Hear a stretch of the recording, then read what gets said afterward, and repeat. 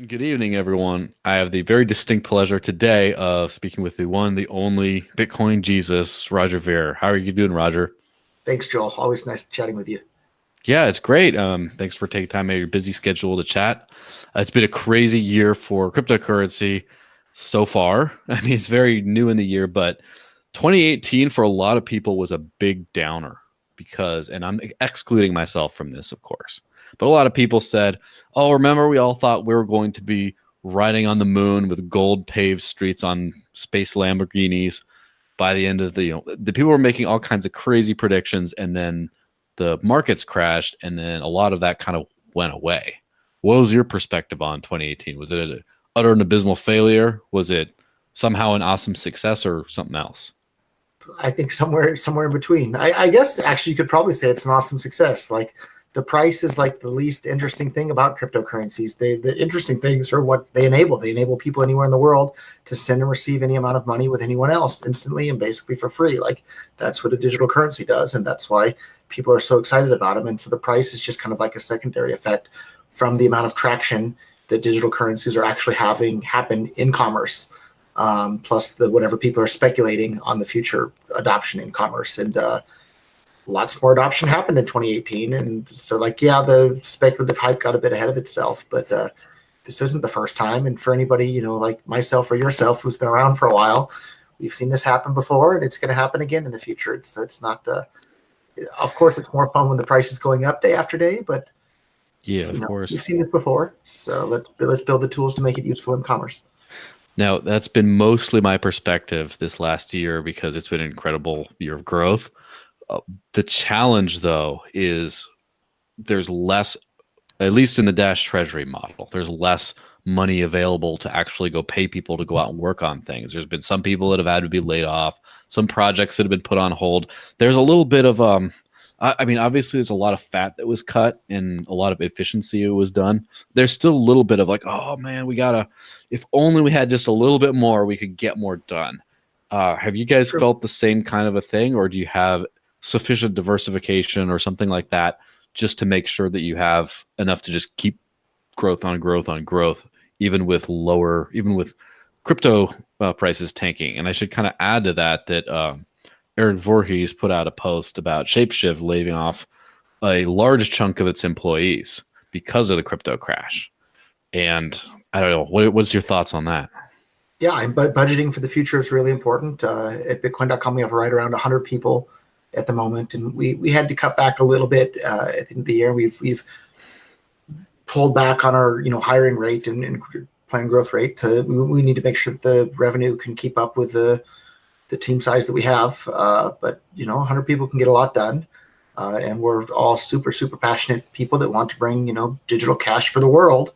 And that's the goal, is bring more economic freedom to the world through these amazing tools that we have. So we're busy building those tools, and everybody loves it every day. And people from the office, they go home from the office, but then they're all on their computers in the evening chatting with each other about, hey, how can we push Bitcoin here, and how can we push it there, and not just Bitcoin. Like all of us, we're in love with the idea of like bringing more economic freedom to the world through peer-to-peer electronic cash systems. And so when I'm saying Bitcoin here on this interview, I'm referring to Bitcoin Cash, of course, but like we're not Bitcoin Cash maximalists. All of us are fans of anything that works to bring more economic freedom to the world. So whether it's Dash or Zcash or Monero, or take your pick, like we like anything that works. And the reason Bitcoin.com switched from promoting BTC to BCH is because BTC just plain and simple stopped working at the end of 2017 it was. So and I think that's where the vast majority of the Dash community came from too, is they all they used to be BTC people, and they saw the writing on the wall that BTC wasn't working for commerce, so we needed something that does work. And I've used Dash for some payments too. It's fantastic. It's fast, cheap, and reliable, and it works as digital cash, which was the entire goal of Bitcoin to begin with, but no longer is for whatever silly reason. So I'm probably preaching to the choir with the Dash community, but yeah. Now it's interesting because I have a firm belief that if someone believes in something and they're logically consistent in that they do their best to accomplish the goal according to their philosophy, if they're philosophically consistent and honest, they'll end up in very similar spots. So, for example, a friend of mine, Pierre, who we worked in I know he is, Bureaucrash yeah. and Cop Block and all that kind of stuff. Met him in DC when we were both working there in 2007, and then fast forward to 2013, and we both end up in New Hampshire together, and then we both end up in Dash together. And it kind of, I'm like, what are the coincidences that kind of happen along that way? However, it kind of has the thing of, if you're actually trying to do something, there's a few camps you kind of end up in. Like there's a bunch of people who became BTC maximalists who I used to be like side by side in the old Bitcoin adoption wars. And I kind of like scratched my head, like, why are you getting so hostile against these kinds of things down the line? And so I do think the kind of Dash community is a little bit of a chunk of the Dash community came from that early exodus of when Bitcoin Core stopped working as well. And then a lot of the Bitcoin cashers are kind of the second wave that stuck in longer and then just finally had enough and just jettisoned off. And I think that's why there's so many good feelings between the Dash community and the Bitcoin Cash community. And all my interactions, I feel like we both feel like we're going for the exact same goal, and we're just not two different cryptocurrency networks, but we all have the exact same target in sight. And I know every time I talk with Dash people, I just feel, I didn't know you'd been, known Pete Eyre for that long, but I've been a fan of his since he was doing his motorhome diaries as he was going across the country. If you remember that. And, I remember that for sure. Now that's interesting because I felt that semi feeling of camaraderie in the Bitcoin Cash community for a long time.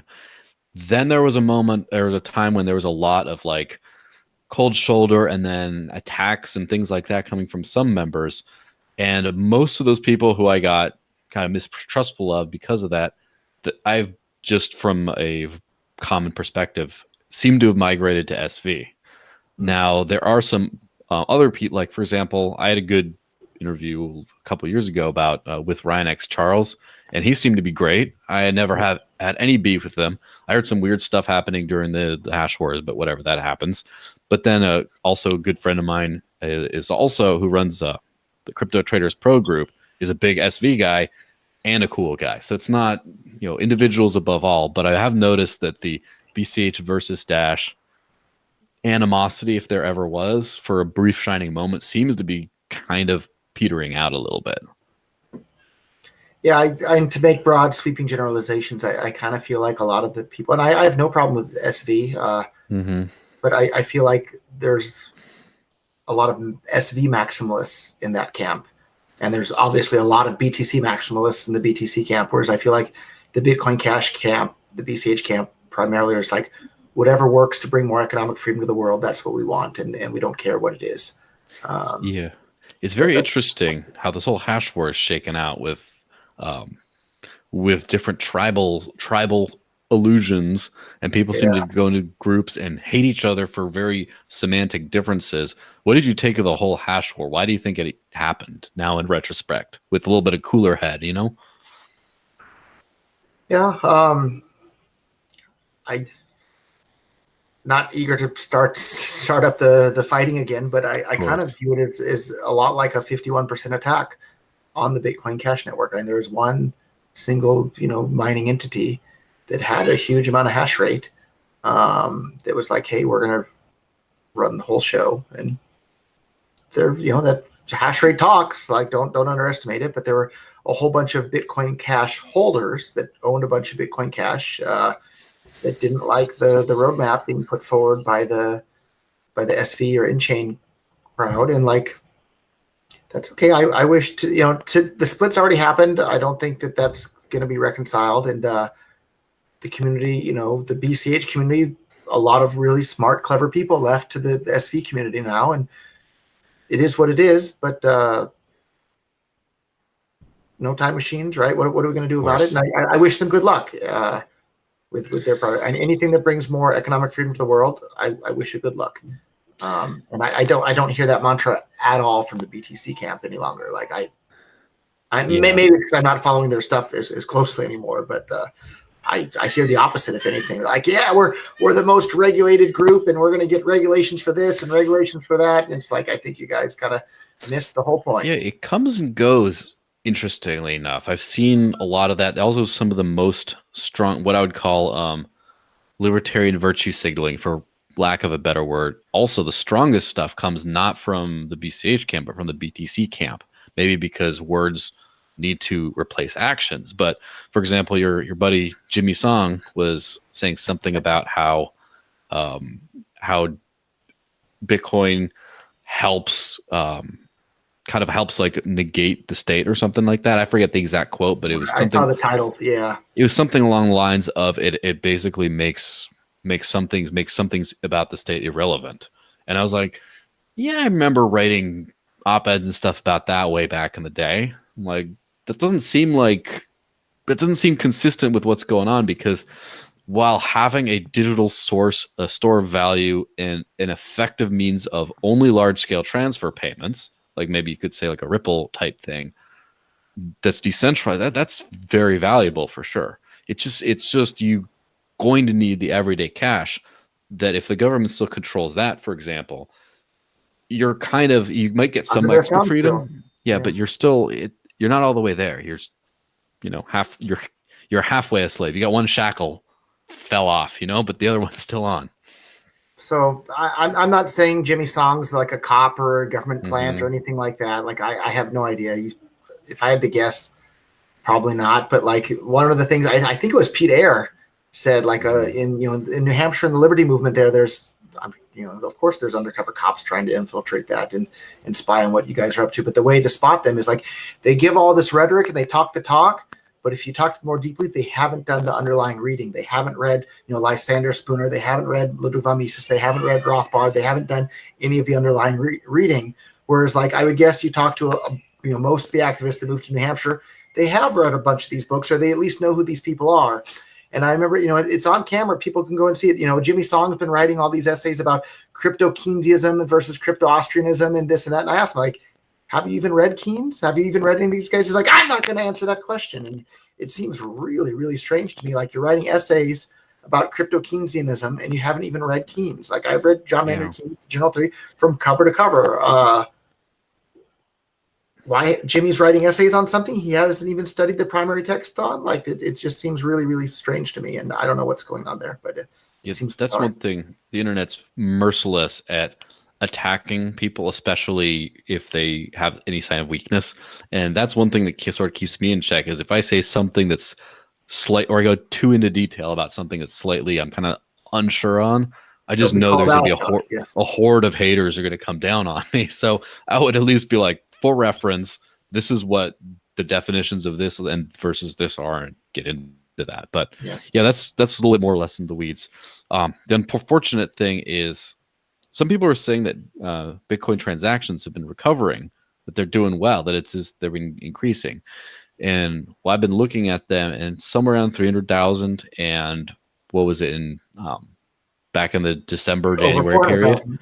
It was almost 500,000, if not just like right at that level. So it's kind of going up. The fees are, but I think less people are using BTC. There's less transactions happening each day than there were previously. And if you look at it, when the blocks became full in BTC, it was the only time in the entire history of Bitcoin in which the number of people using it and transacting on it declined over a sustained period of time. Like that had never, ever happened before in the entire history of Bitcoin. It's been an absolute disaster. So, yes, of course. And now we look at the BCH and BSV, and after that split, I noticed that the net transaction, the combined transaction of both chains, is less than the previous one was. And these kinds of disruptions, it's been a problem too. I agree. Yeah, they're not good. But here's another thing to think about. I don't know if you agree with this. I kind of like that this came up on the subject about Grin, that new Mimblewimble coin, whatever. I didn't look into it too much, but fighting for the privacy mantle, that now you got more competition for the privacy, for what the market views as a privacy coin. And so before, there's some things that would win by default, like say Monero would win by default before, but then Zcash comes in, now there's two, and then you got Grin coming up there. One of the best one is going to win out, as opposed to just the default option. And Bitcoin was like everything before. And then now store of value, whatever, biggest chain, most established, it's still there. But then the payment coin, you got all kinds of things. You got, Dash, Bitcoin Cash, Bitcoin SV primarily right now. Yeah. And then you got for Bitcoin used to be the stable coin as well. Now you got a bunch of stable coins that people are using. They're actually more stable than BTC for sure. Yeah, so that's kind of it. As much as, do you think that these splits have just been detrimental, or do you think that they're kind of worth it? I think the splits. That's a really great question. Deep question. Yeah, I don't know if I have an answer for it. and I think I might have to say I don't know. Mm-hmm. I do know that like taking the risk on Bitcoin of allowing it to be the first cryptocurrency ever in the history of cryptocurrencies to have the blocks become full intentionally like that's been an unmitigated disaster. And I think that's part of what spawned all these additional competing cryptocurrencies. So did it wind up being a good or a bad thing? I don't know. Don't know. It certainly did delay the adoption of cryptocurrency worldwide. We've been set back years because of that, but maybe something even better will emerge from the ashes there. Yeah, that's sort of my hope when I'm seeing all this is I know there's a lot of people that were like, that I was talking about Bitcoin about before, and now I don't feel like doing that anymore. Yeah. And my fear also, if I can add a little more. Yes, absolutely. This has given time for the governments to catch up and realize, oh, wait a minute, we're about to lose control of the money supply.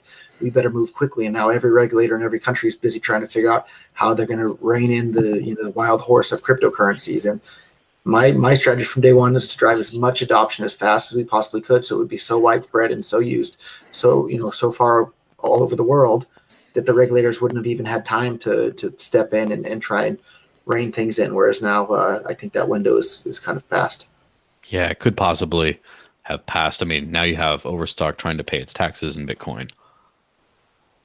So yeah, I mean, although I largely view that as a positive rather than a negative in that case, because they're going to do it, might as well legitimize something in those eyes, right? And especially, it doesn't seem like it's a very onerous way of paying compared to other things. But anyway, the method of payment isn't the problem; it's what they do with the funds afterwards. I've never been a fan of pretty much anything that has happened from there. But 2018 was a crazy year in a lot of ways, at least from my perspective, because I kind of keep a side eye out on whatever else is going on, but for the most part, I'm very focused on what Dash is doing around the world. And it's been interesting because, first off, in 2018, 2,500 new merchants started accepting Dash in Venezuela alone. So huge amount. Congratulations. Great work. Yeah, thanks. And this is in the middle of a bad market. Everything's crashing. The transactions did not fall. In fact, they stayed steady and even rose a bit. And the median transaction value went way down to kind of indicate more peer-to-peer payments and stuff. So that was a big help. I mean, Kentucky Church's Chicken, the 10 franchise in Venezuela, take Dash now. Wow. Now you got Subway and Papa John's, their franchises in the country take Dash. Well, the largest supermarket, except I believe a few different cryptocurrencies, I don't remember. And Venezuela recently, the government had some sort of an edict, which I don't know if they figure out how they're going to enforce it, but that mandates that whatever currency you do business in, you have to pay your taxes in that same currency, including cryptocurrency. Interesting. So if you're doing crypto business, they don't want you to turn it into their worthless money and give it to them. So just from that alone, it's been a massive year, but also there's been there's been a lot of development. I've the version 0.13 is finally on mainnet, and one thing that it includes is instant. Just installed it yesterday on my own machine here. Oh yeah. Well, you got you're like a day behind me, but like right there. It's got instant transactions by default. I'm in Japan, so I'm actually a day ahead of you. So. Yeah, simultaneous. Yeah, so instant transactions by default, which is pretty crazy because I mean, that means that every What you want, single, right? That's how it should yeah, be. Yeah. just Fast, anyone cheap, and sending, reliable. Boom, boom, boom. yeah, it's settled instantly. You swipe your credit card, it takes like a couple days for it to confirm. And even then, who knows if someone decides to reverse it, BTC 10 minutes, or if you're like, well, more than that. Depends on if the blocks are full or not. Yeah. So. Yeah. And like fractional masternode ownership, or a fractional masternode keys, where now the keys are split, where you can delegate your masternode voting rights to someone else, delegate who your operator key, so you don't have the guy holding the collateral doesn't have to actually use their keys to run the node, etc. That's going to be cool. And special transaction types that basically allow for non-financial uses of the Dash blockchain that aren't like a shoehorned in sort of opcode. So there's a lot of stuff that's way beyond my comprehension, and of course a lot of improvements to privacy. And I think that Dash might be the first, although you never know because there's so many people doing so many things, it might be the first cryptocurrency to feature mobile privacy without having to trust a node, because Fantastic. and it hasn't yet been implemented, but it's protocol, the protocol level, it's there. You can do it now. Fantastic. That's one of the things we're the hardest to work on over at Bitcoin.com, is we're building hard privacy right into our Bitcoin.com wallet on the Bitcoin Cash blockchain. And so that's why I like Dash so much, is because the slogan Dash, digital cash, that's the whole goal. And cash means anonymous as well. So let's build the tools to make these cryptocurrencies work as fast, cheap, reliable, anonymous digital cash. Fantastic. Keep up the great work at Dash. Thanks. I like it. And it's been interesting because Bitcoin Cash has diverged from what SV is, because I'm not going to try to talk ill about SV. I'm just saying that SV took old school Bitcoin and made it work like that. And Bitcoin Cash seems to have taken a more evolutionary perspective. And there's been a lot of things that have been similar to what I've seen Dash kind of working on. For example, trying to work on pre-consensus to make transactions, to make zero-conf instant, more reliable when instantly broadcast. And then Avalanche, a good friend and semi neighbor of mine, I guess, is Chris Pacia. Oh, and, okay, he's one of us. So.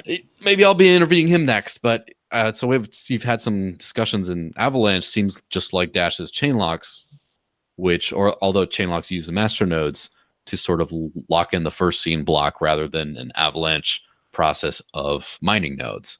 And so, but it seems like a lot of these same ideas are happening, very slight deviations based on the structure, but very same ideas being implemented pretty much. And I don't see a whole lot of back and forth in terms of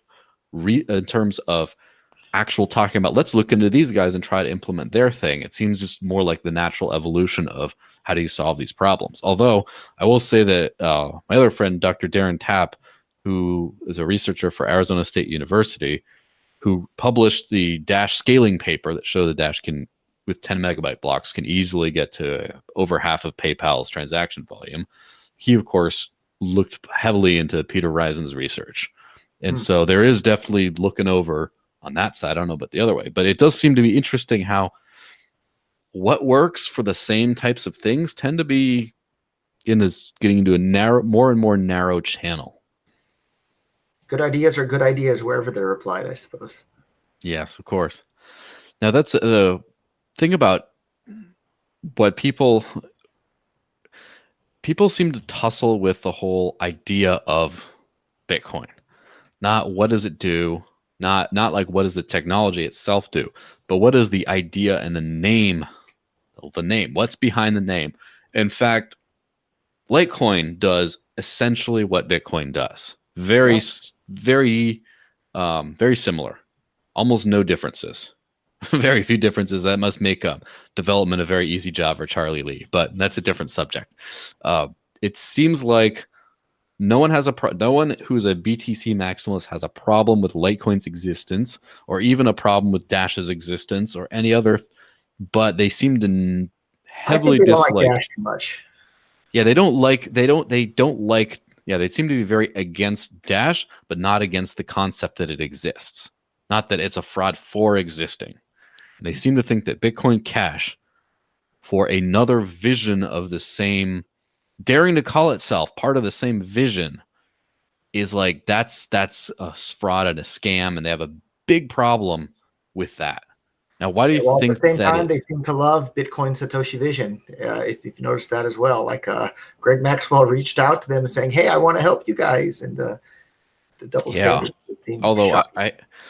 I have to say there are probably a lot of very sincere, great, hardworking people in the SV community, There are. but the BTC people who like SV a lot seem to I'm be. skeptical of those people. Those are the Yeah. It seems like it's exactly what they hate, except more audacious. Not just Bitcoin Cash, but Bitcoin Satoshi's vision.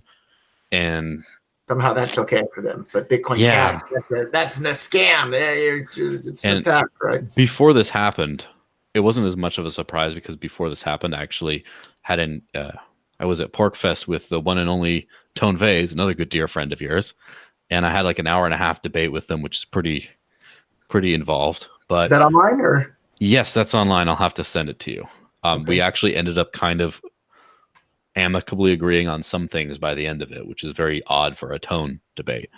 But he mentioned he was a fan of Craig Wright because he said that he and Craig Wright agreed on just almost anything because they sat down, they had a dinner together or something, except which Bitcoin is the real one. He thought it was Bitcoin Cash. I mean, that's since changed, but Tone thought it was BTC. But that kind of gave me pause a little bit. I was like, what's going on here?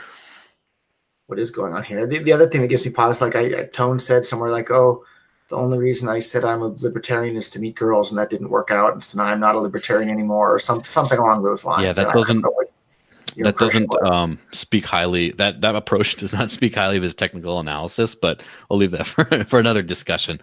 So people are fighting over Bitcoin. It's not a blockchain technology, not peer-to-peer digital cash, but Bitcoin. BTC, the name Bitcoin.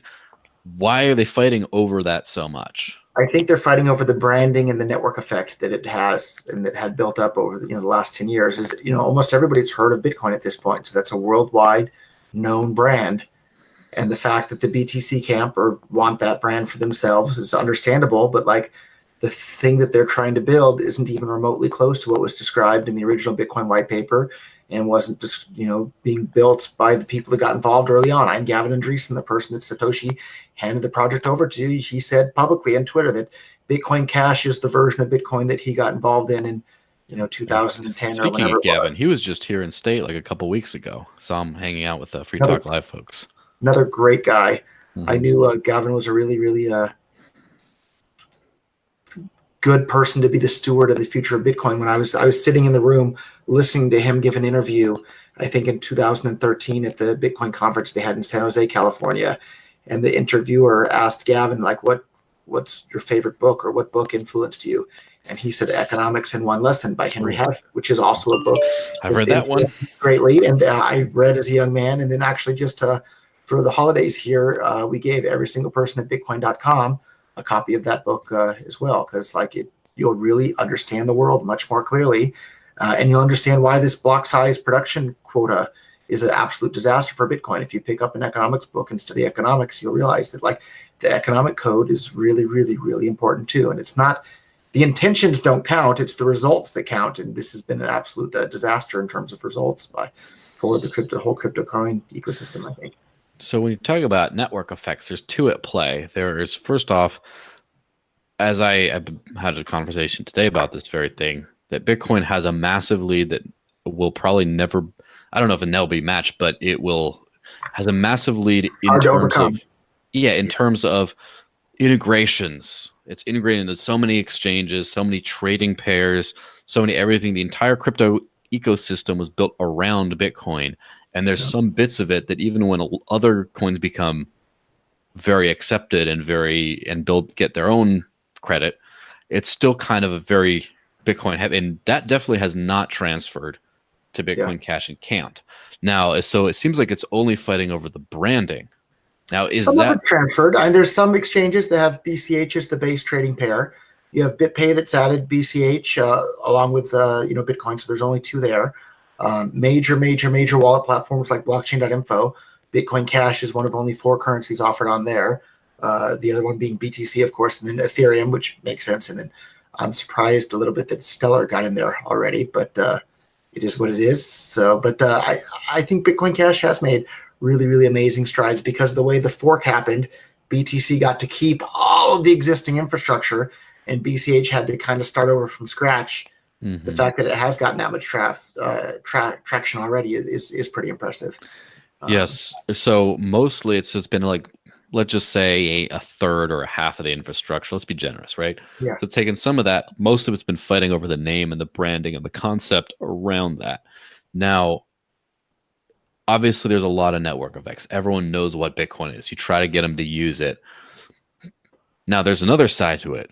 First off, as time goes on and people think of Bitcoin, they might not be thinking the concept, the decentralized concept that is Bitcoin in people's minds, may be moving away from a peer-to-peer electronic cash system.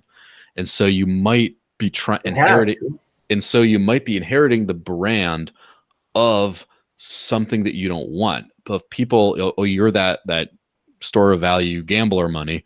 Or at the same time, some people think, oh, Bitcoin, that's that old stuff that people fight over and is always internet trolling. There might be a negative association to that brand. So where do you find when you have the balancing act of is the branding good or is it bad? Where's that tipping point? Where do you find it to be right now?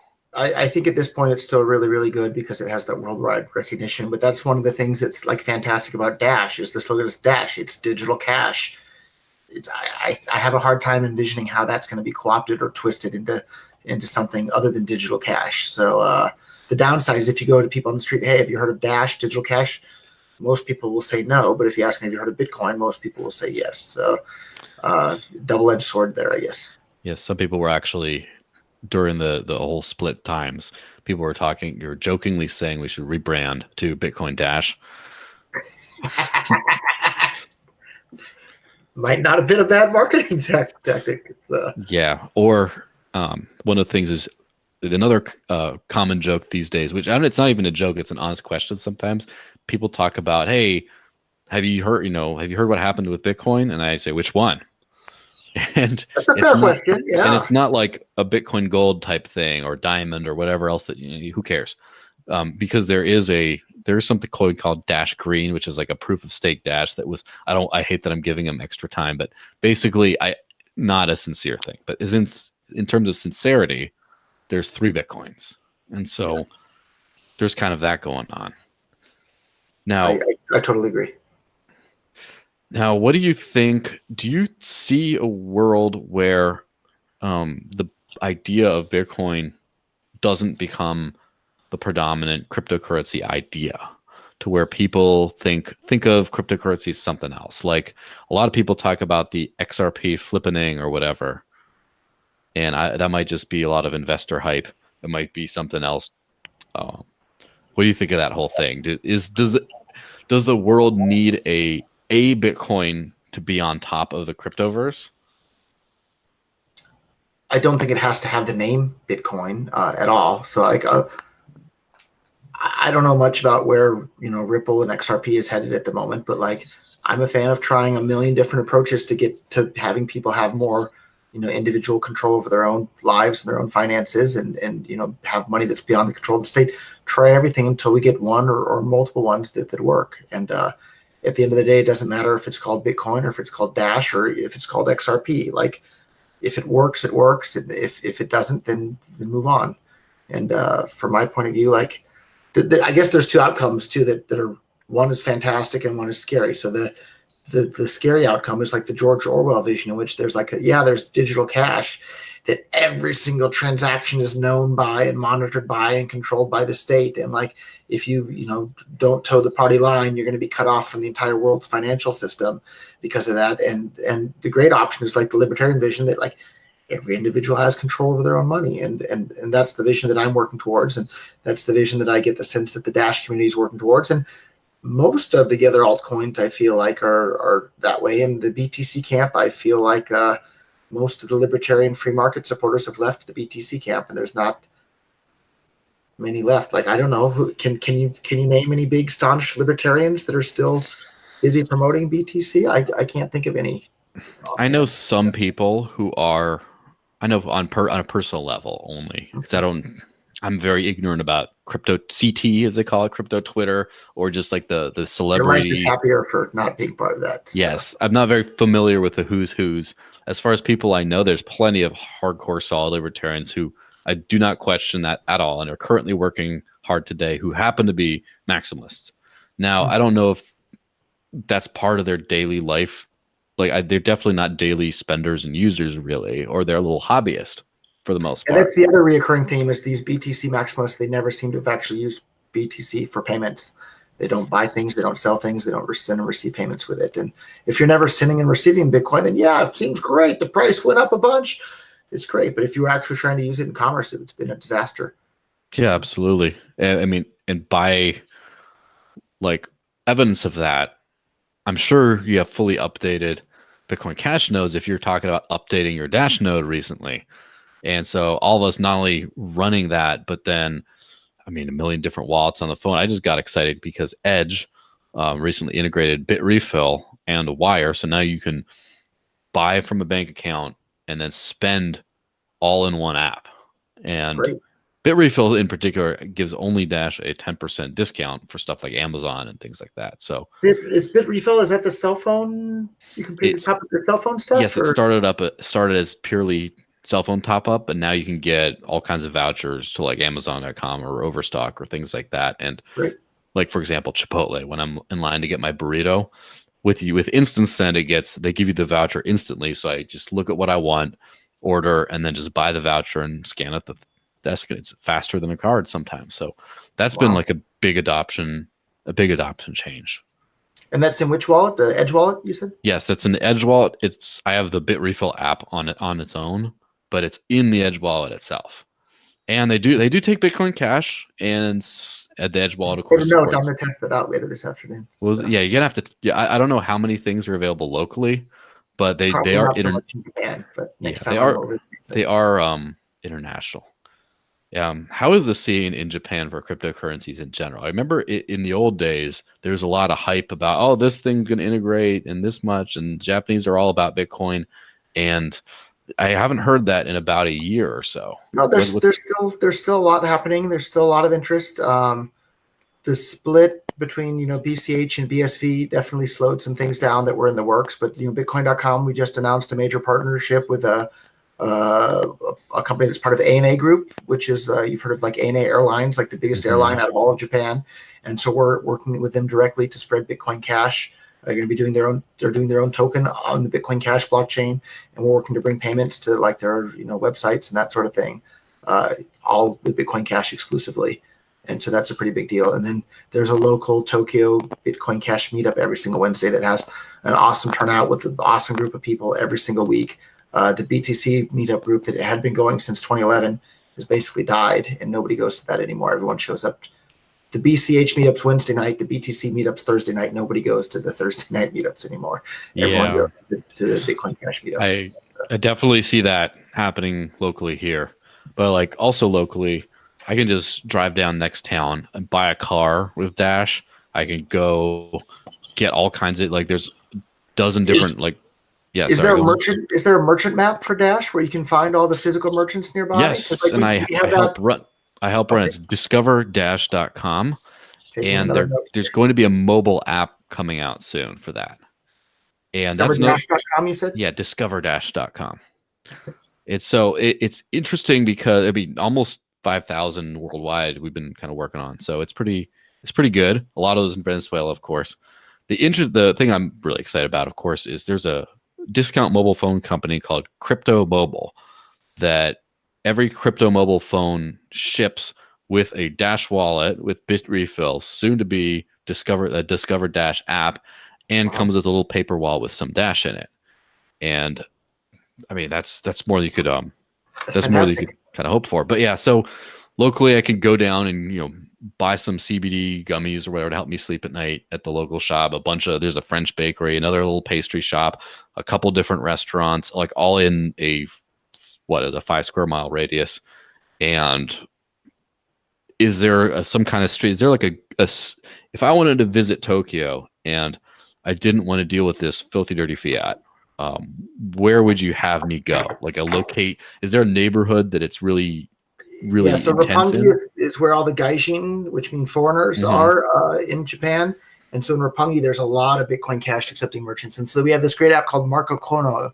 I don't know if you can see that, but there's 33 places in Tokyo that accept Bitcoin Cash. That's nice. The big news, I haven't announced it anywhere at all, so you're going to get to hear it first on your Dash News here, although it's a Bitcoin Cash news. I think on Monday we're releasing the biggest update we've ever had to the Bitcoin.com wallet. And one of the things that'll be built right into the Bitcoin.com wallet is this merchant map where you can find the physical places accepting Bitcoin Cash. And I think every Dash fan should be happy with that, though, too, because like I said, I feel like the Bitcoin Cash and the Dash community, we have the exact same goal. Let's make digital cash for the world that people can use. And I'm going to take a look at discoverdash.com when we get off the call here and see maybe if there's a place in Tokyo. No, I own some Dash. Maybe I'll go shopping with my Dash this afternoon. We'll see. So. Yes, I know it's been difficult in Japan, particularly because Japan in particular seems to have issues with privacy coins. And there have been some issues. In fact, I know one place in Tokyo already. It's this like a restaurant over near Akihabara. For anybody that's a Japan nerd, Akihabara is the famous electronics district, and there's a restaurant over there that accepts I don't know, maybe 7 or 8 different cryptocurrencies. I saw their app, their payment app there, and so they had Dash was one of them in there, I think. So, so I think there's at least one. Yeah, there's got to be at least one, as always. Hopefully, I'm sure there's some countries with no crypto adoption, but I mean, from where we'll change that too. So. Yes, of course. From where I'm standing, just looking out, I definitely think that this is the best position cryptocurrency's ever been in. It's a little bit of sometimes a scary time for new people. But a lot of opportunity, and so I'm sure you'd echo that sentiment that this is when everything gets into high gear. There's a lot of awareness, so now we need to build the tools to make it useful and easy for people to actually use it. Yes, and on that note, 0.13 is the first of 3 updates comprising the initial stages of evolution, which is that I'm sure you've heard that Dash update that would allow usernames and contact list protocol level, so anyone can just use instantly like a payment app, whatever, and send the money. Yeah. So that's been years in the making, and this new version is the foundation, the first of the 3 for 13, 14, and then 1.0. So it's going to be a crazy year in 2019. You're planning to get all that rolled out this year? Is that the plan? Yes. I mean, there's some people were saying, it would be, some people were hoping summer 2018, but when you're building something that literally no one else has, sometimes it takes a little bit longer.